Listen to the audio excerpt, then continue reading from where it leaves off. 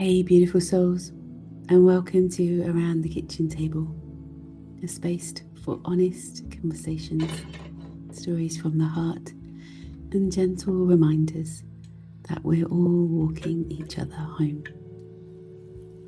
I'm Laura Island, mother, creative, soul led CEO of Sacred Sister CIC, and the woman behind Wise Sacred Woman.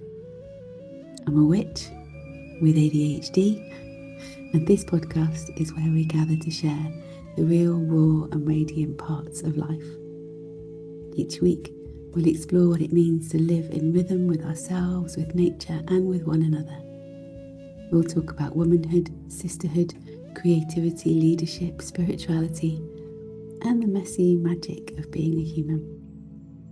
So pour yourself a cuppa, get comfy, and let's meet here around the kitchen table, where stories are medicine and every voice belongs.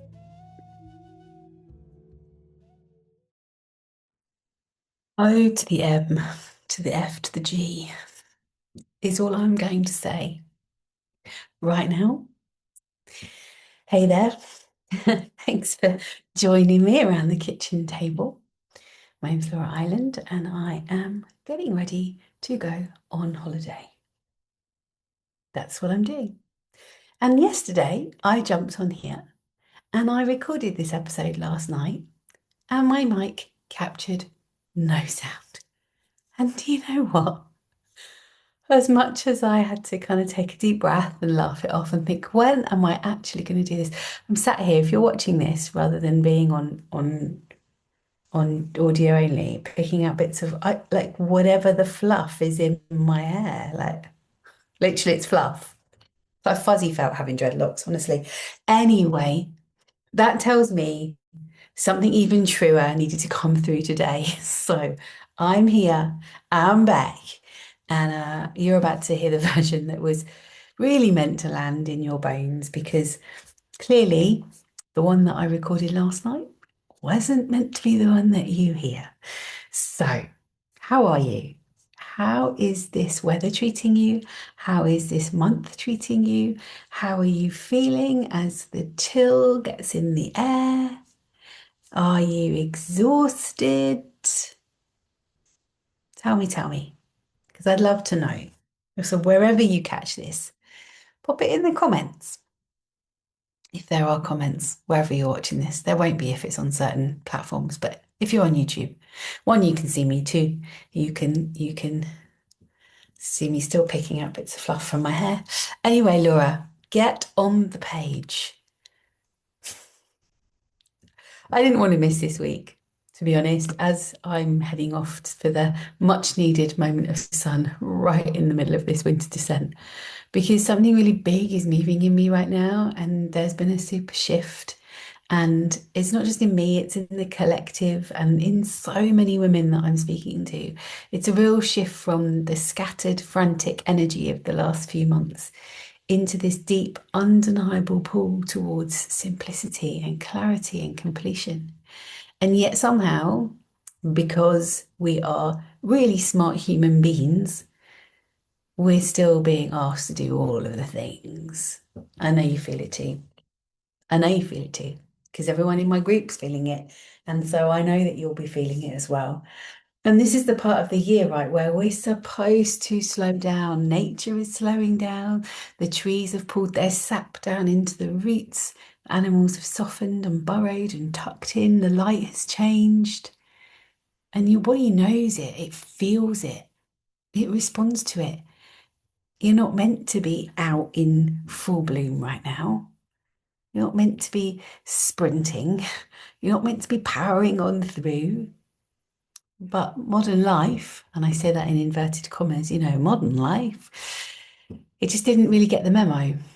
And then, of course, there's Christmas to organise, school nativities. Don't get me started on school nativities. Thank God I am past those points in my life. I want to hug every person out there that's got to get a outfit ready.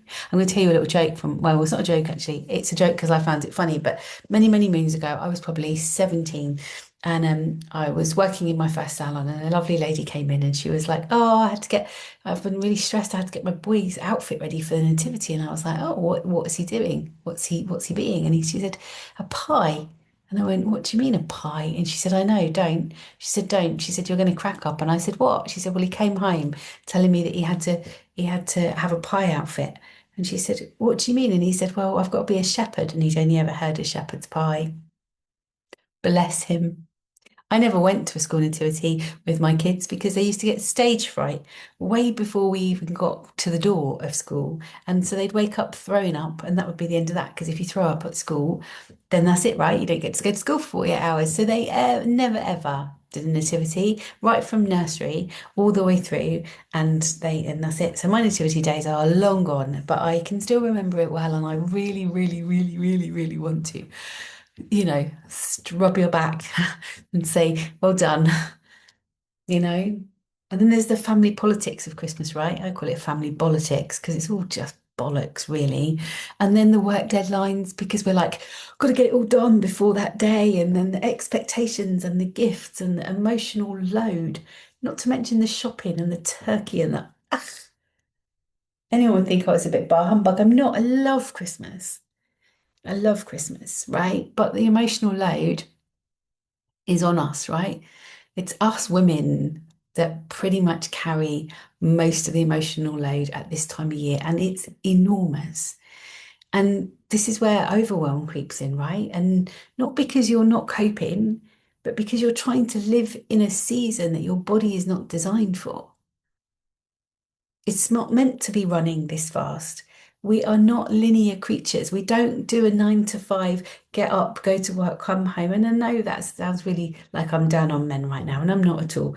Because at the end of the day, many of them go to work and work more than that, and work more than that. And this kind of modern, again, I say it in inverted commas, because believe me, I really wish we could go back to the old times where, we could slow down in winter. Just not supposed to. I've set myself a big boundary right now that I'm off all screens by 9 o'clock at night, and I go to bed and I'm there, and it means that I'm up at 5 because by the time I fall asleep, 8 hours and I'm done. I'm like, whoa, used to only be 6, so thank God now it's at least 8. Anyway, I'm digressing all over the place. There you go. It wouldn't be me if I wasn't. So I want to talk to you about 5 ways that overwhelm really shows up in the winter and why it's not your fault. Number one, your emotions are sitting really, really close to the surface. Last week, I don't know about you, I just cried for no apparent reason. It was like bing, bing, bing all week long. Yes, no, it wasn't full moon, it was new moon. Yes, there was a lot going on. Yes, Mercury's in retrograde. Yes, communication was breaking down and tech was breaking down. It still is. But it was a lot. But it's more than that. It's more than that. When the outside world quietens, the inside world gets louder, right? Grief and frustration and tenderness and exhaustion, it all rises because there is less external distraction. Number two, the tiredness feels bone deep. I'm still pulling bits of fluff out of my hair. Do you know what it is? Last night I had a big cream jumper on. I've washed my hair since then, which is no mean feat, to be fair. And if it wasn't for the fact I could see myself, it wouldn't be so bad. Look, just bits of fluff attached to my hair. And then I had a blanket on the back of the chair, and it's obviously rubbed that as well. Anyway, let me get it out of the way and stop playing with it. Right. Let me come back to number two. The tiredness that you feel right now is bone deep. The daylight is shorter, your hormones are shifting, your brain chemistry responds to the drop in sunlight. Your body is literally asking you to rest. Number three, your capacity shrinks. Things that you would normally handle easily suddenly just feel like too much. And that doesn't mean that you're broken. You're not broken. You're actually really seasonally attuned. Number four, your nervous system becomes more sensitive because of the cold, because of the darkness, because of pressure, because of busyness. It all adds more to the load. And your tolerance for other people's energy, stroke, bullshit, gets smaller. Like we just don't have capacity in the winter. We're not supposed to. We're not supposed to be out, out. We're supposed to be in, in. And number five, the comparison trap gets louder now. I don't know about you. Everyone else looks like they're doing Christmas better than you, but they're not. They're struggling too. They're just not saying it out loud. I walk down my road here and I love it. I keep seeing everybody's got their Christmas trees up already. I mean, what the actual fluff? It's not even December yet. You know, my mum, bless her heart, had her Christmas tree up for 2 weeks because I used to live in Saudi Arabia. Yesterday was 25 years since I left Saudi Arabia on Thanksgiving.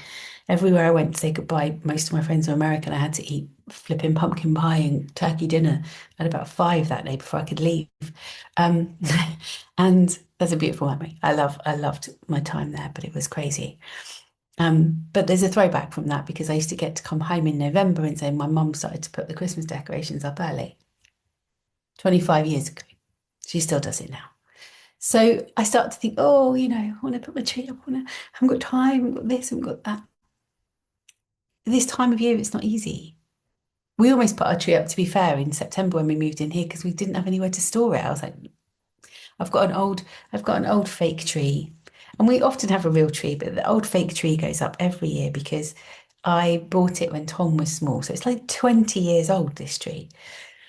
Only comes out once a year, right? It's fine. Goes back in the box. It's absolutely perfect. It looks like the day I bought it, to be fair. It was flipping expensive when we bought it. But there's something about the nostalgia of that tree coming back out year after year after year after year. Anyway, you're not failing, right? You're human. We're not supposed to do all of this, right? Let's go back to the old ways. Let's just remember and remember that these old ways live in your bones. They live in your DNA. It wasn't so long ago. Our ancestors lived with the light, with the land, with the seasons. They knew winter as a time of descent and stillness and introspection, dreaming, tending the inner flame. Women would gather around the hearths and they would rest, they would soften, they would repair. Repair? Probably repair.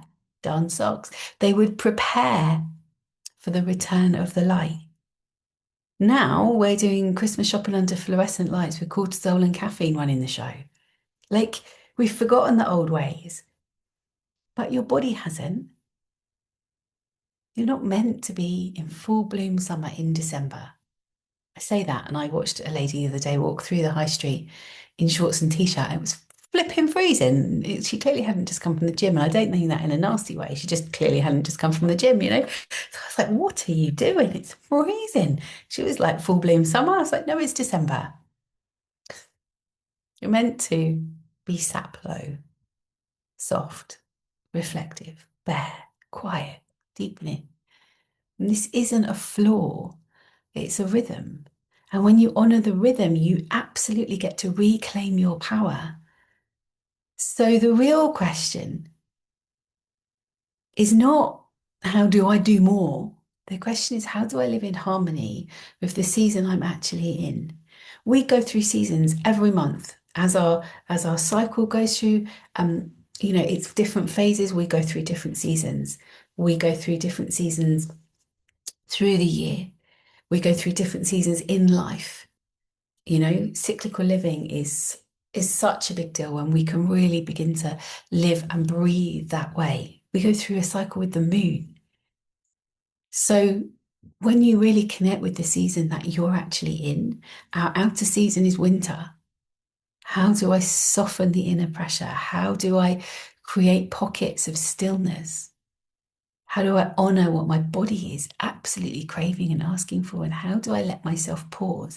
Now, when I say that, I want you to not think about, but feel in your body. If I was to say to you, it's time to take a sacred pause, how would that feel in your body? If you had said to me years ago, right, that at this time of the year, I need to slow down and stop, I'd be like, pfft, I've got 2 kids. Christmas is coming. There's a load of things to do. I've got to keep going. There's nowhere I can stop. Like I just would have never given myself the time or the energy. And then I would hit New Year and I'd be like, I'm going to manifest some magic this year and it's going to be amazing. And I'm going to. Did it work? Rarely. Did I get to day 3 of some New Year's resolutions and I'd already screwed it up? Absolutely. So that's why I created the sacred pause, you know? And every year I kind of say, I might not offer it this year. Every year I question whether I've got the capacity myself. And then every year, every single one, Winter taps me on the shoulder and whispers, remember, this is the medicine. I always create what I need in those moments. Am I lucky? Yeah, I am lucky, but I've created this life because actually it's the one that I need to be living. It's not easy. It's not easy to live kind of in a witchy way in the world that we live in. But this is the medicine where we sit and we take the moments to listen to ourselves. That's the medicine. When we get really brave and we sit and we review the year that we've just had, we don't magically just go, oh, I'm going to make a New Year's resolution and then life's going to be amazing and the universe is just going to give me what I need. You know, I mean, we were one of the first people to show The Secret when I had my shop 20 odd years ago. I'm not akin to manifestation, but there's something missing if you don't take action and if you don't align yourself with what it is you want to bring in. And in aligning yourself in what you want to bring in, this moment now, and the moment from winter solstice through to Imbolc, like the time where you actually get to really, really plant the seeds. But you can't plant the seeds unless you've tilled the soil. You can't plant the seeds, or you can, but they don't grow so well unless you give the soil what it needs. So if you're feeling overwhelmed, if you feel stretched, if you feel tired down to your bones, if you feel like you're losing yourself in the noise, you don't need more to-do lists. You need a pause, a held one, a guided one, a remembering and a returning. I created the sacred pause because I needed it myself. And I absolutely know that if I'm feeling it, you are too. So this isn't another thing you have to do. It's really an invitation to stop doing. And it's not about self-improvement and it's not about self-preservation. It's not hustle. It's actually really holy. It's had many names. It was called wintering together. It's been called, I don't know. I think it was called manifesting magic at one point. It's been called many, many things. The reason I call it the sacred pause now is because it is holy. That doesn't mean that you have to be religious to come and do it. It doesn't mean that we have to be spiritual enough. It's not about that. When you listen deeply to yourself, you are your own sacred space. You are where you heal the wounds. You are the guru that holds all of your own wisdom. And the sacred pause will give you a place to land, a place to breathe, a place to be fully held, and a place to really remember who you are beneath all of the noise. It's 7 weeks. There's weekly gatherings which you can drop into or you don't have to. It's entirely up to you. It's entirely optional. But if you can, give yourself that moment. It's on a Sunday evening. I've never done it on a Sunday evening before, ever. I don't know what's moving me, but 8 p.m. on a Sunday evening. And I know 8 p.m. is quite late. But actually, let this be the last thing that you do at the end of a weekend where you give yourself a moment to breathe. Doesn't matter if you join me from the bathtub, like it really doesn't. In your pajamas, cuddled up under a blanket, it doesn't matter. In bed, it doesn't matter. Give yourself that time with a community to sit with, not to fix you because you're not broken, but to witness you, to hold what's moving you, to allow you to lean in more fully. It's a rhythm. It's a rhythm that kind of carries you through the darkest weeks of the year. So that when we step into the light in bulk, we rise differently. It's calmer, it's clearer, more connected to yourself than you have been in years. So if you haven't seen it, this wasn't really a kind of like, you should do the sacred pause, but you should. You should. I'm going to shamelessly say, everybody that listens to this, sees this, grabs a piece of it across the next couple of weeks, because I'm making this call now. I'm going to do this one. It's Wednesday, the 26th of November at 6:03. I'm going to put this one out on Friday, this Friday, and there won't be a podcast the week after. Now, that's going to really upset the 20 of you that probably will watch it if I'm lucky. But you know what? If it changes one person's life, then I will keep showing up. And if something resonated in you in this, please go just share it on your own socials. Let people know this flipping crazy witchy woman shows up on a Friday. She holds this podcast. It's called Around the Kitchen Table. And I do it because we have lost that in our society. We have lost that place in our village that says, here's a place for you. Come and sit around my kitchen table. Let's just talk shit and let's just like let the week go and let's figure out what we're going to do next. That's the power of circle. That's the power of why we create what we create in the world. This coming Monday, we have our free women's circle on Zoom. It's at 7:30. You can find all the details out. Maybe I'll put them in the link here. But you can find all the details out on our free Facebook group. So there's loads of ways that you can get involved with what we do.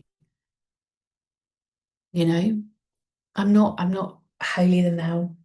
I'm an ordained interfaith minister. I've got the certificate to prove it. But that doesn't mean that you have to be super spiritual to be a part of what we do. You have to be a woman and you have to want to show up. And if you haven't looked yet at our healing the sister wounds work, like that's what stops you showing up for yourself, the wounds that we carry as women. And it's time for it to change. I am going into 2026 freaking rocking, and I'm ready to take any of you with me that want to come. I really am. So use that wisdom that I've harbored over all of these years as a therapist, 30 years now. It's time. It's time for us to step forward and say, you know what? Let's do this differently. And the way that we do it differently isn't to do more. It's to come inward, to listen more deeply. And now is the most perfect time to do that. So if your whole body is whispering, I can't keep going on like this, it's too much. So if something inside you is aching for rest, and if you know you need a different way to walk through the winter this year, I really want to encourage you to say yes to yourself. Say yes to the rhythm, say yes to the nervous system, say yes to the women that you're becoming, say yes to the sacred pause. You can join through the link in the show notes, and trust me when I say this, if you have never said yes to anything I've done before, this is the container that will change your life. I promise you that. I hear it from the thousands of women that have joined me over the years, and I can't wait to walk these 7 weeks with you. With love, take care. I'll see you all soon when I'm off the other side of my holes. Laura out.